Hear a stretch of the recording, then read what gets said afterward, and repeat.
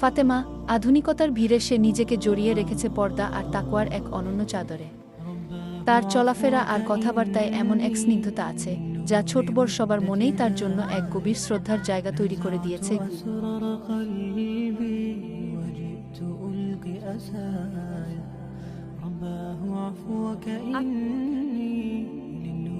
এই গরমে কালো কাপড়ে ঢেকে থাকতে কষ্ট হয় না? দেখো, দামি হীরা বা মুক্তা কিন্তু সবসময় আবরণে ঢাকা থাকে।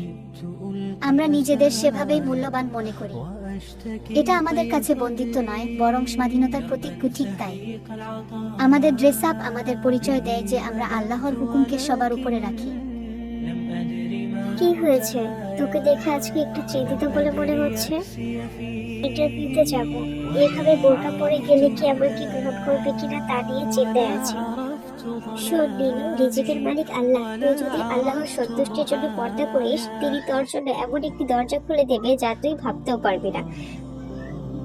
কঠিন প্রশ্ন, তাই না? হ্যাঁ, একটু।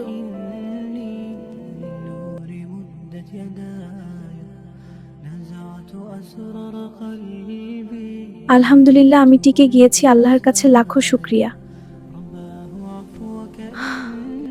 দেখো আয়েশা, ইসলাম আমাদের বাইরের পোশাকের পাশাপাশি ভেতরের চরিত্র শেখায়।